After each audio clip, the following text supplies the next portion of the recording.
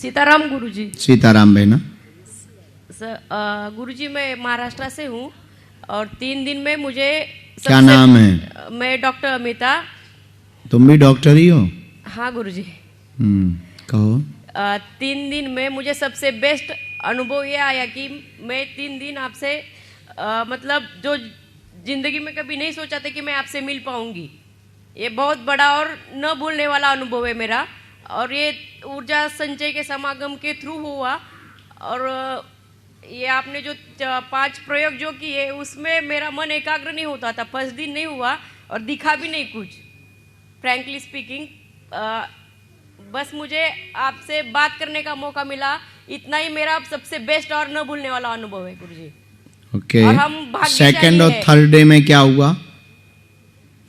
मतलब मन शांत हुआ, एकाग्र हुआ, इतना ही, बाकी कुछ दिखा ही नहीं।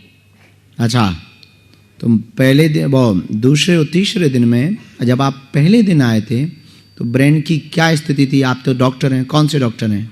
Skin dermatologist. ओके, तो पहले दिन में और आज के दिन में आपकी जो थॉट्स हैं, विचार हैं, जो ब्रेन का बोझ है, कितना महसूस कर पा रहे हैं और क्या महसूस कर पा रहे हैं आप? फर्स्ट डे बहुत बोझ था गुरुजी, एकदम ब्रेन पूरा हेवी था।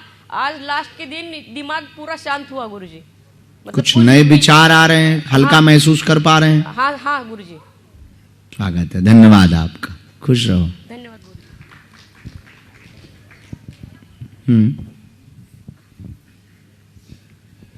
जी। गुरुवे सर्वलोकानां विशे सर्वरोगिणां निधिये सर्वविद्यानां गुरु दक्षिणामूर्ति नमः। सीताराम गुरुजी, मेरा नाम राजेश है, हैदराबाद से आया हूँ। हैदराबाद? हाँ, हैदराबाद। खतरनाक जगह से आए भाई। हाँ। मेरी एक्सपीरियंस ऐसे कि जब मैं आया था तो दिमाग में बहुत शोर मचता था, मतलब ये करो वो करो, ये करो वो करो, इधर जाओ उधर जाओ। बाद में कान में भी थोड़ा दिक्कत है मुझे, मतलब हमेशा 24 घंटे कुछ तो आवाज़ आती रहती है। तो कल पहली एक्सरसाइज की ना मैंने, तो सच पता नहीं चली क्या चल रहा है।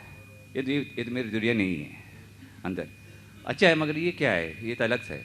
तो आज दोबारा में जब करते वक्त तब पता चला कि कान को बंद जो शोर है थोड़ा शांत हो गया 2 मिनट के लिए।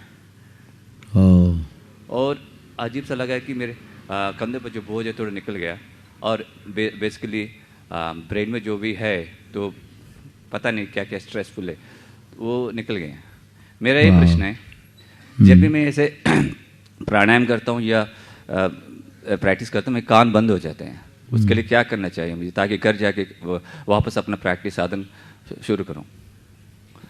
क्या करना चाहिए? हाँ, हम लगभग 3 चरण के बारे में अभी आप सबको लिखवाएंगे। और एक तो ये बीज मंत्र का प्रयोग, ब्रेन डिटॉक्स वाला जो 4था चरण है, होम वाला प्रयोग जो नाभि से हम सब शुरू करते हैं, ये तो करना चाहिए।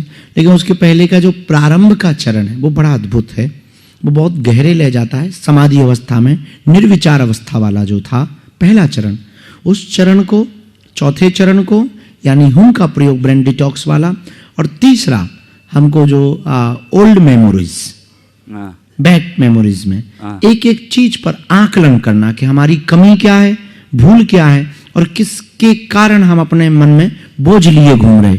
अगर ये 3 चरण कोई भी व्यक्ति प्रतिदिन करे, 5 मिनट 5 मिनट या 5 मिनट या केवल 10 मिनट, आप देखिए 60 दिनों में उसके जीवन में बहुत बड़ा बदलाव होगा। ठीक है। कान का बंद उससे दिक्कत नहीं होती है ना जब भी मैं प्राणायाम करता हूँ? ना, उससे कोई प्रभाव नहीं, उससे बस हाँ एक बात याद रखना है कि घर पे थोड़ा कम बोलें।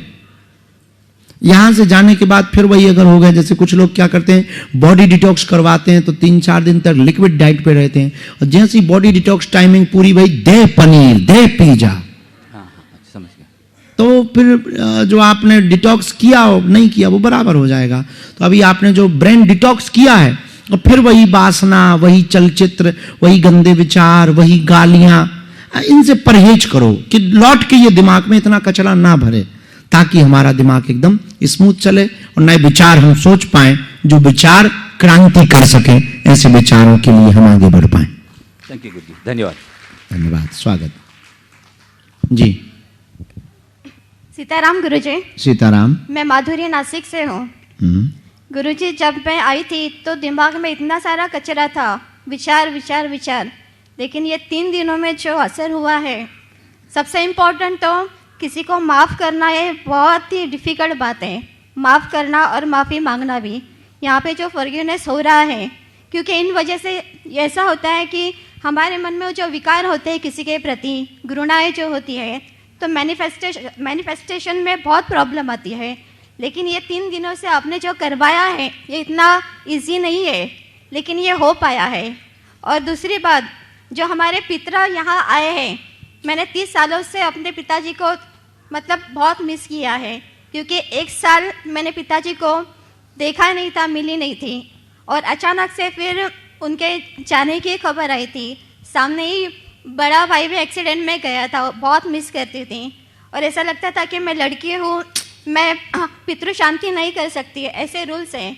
लेकिन आज बालाजी के सामने ये सारा परिवार आ गया, फिर अभी ऐसा फील हो रहा है कि चलो मेरे पितरों को कम से कम शांति मिल गई है। वाह, बहुत अच्छा लग रहा है गुरु जी, बहुत अच्छा लग रहा है। Thank you.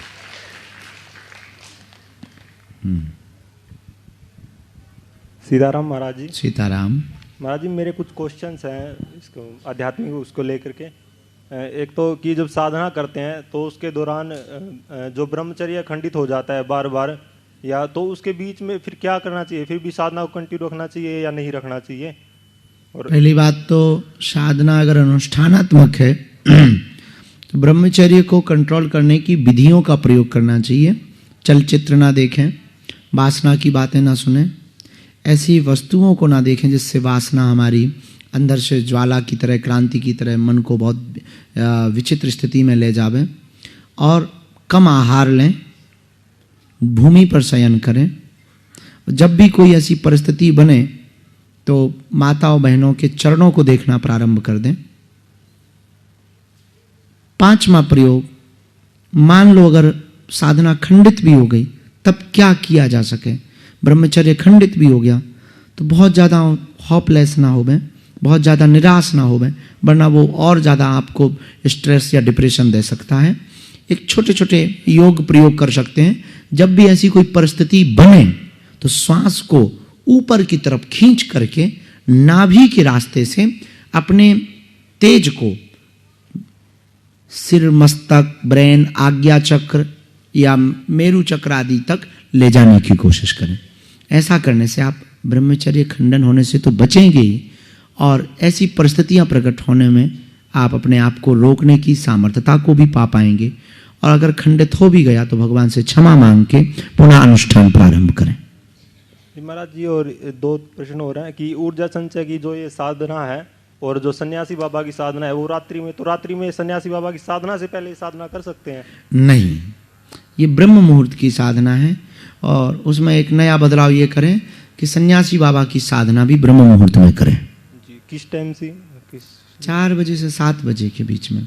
जैसे आज तो लेट हो गए थे, सूर्योदय हो गया था, कोशिश करें कि सूर्योदय के पहले साधना संपन्न हो जाए। तो ब्रह्म मुहूर्त में पहले ऊर्जा संचय की साधना करें और फिर बाद में पहले साधना, फिर सन्यासी बाबा की साधना। जी, और एक अगर साधना लंबे टाइम से करते वक्त कोई अनुभव ना हो उसमें भी, तो फिर क्या करना चाहिए? तब भी जारी रखना चाहिए। कई बार दवाइयाँ 3 महीने 6 महीने में काम करती हैं, 1 साल में काम करती हैं। बीज कई बार 1-1 साल बाद उगते हैं, पर पानी देना बंद नहीं करना चाहिए जब तक उग नहीं आवे। ऐसी साधना है। धन्यवाद। धन्यवाद। आपको भी माइक दे दें बहन जी को। जी।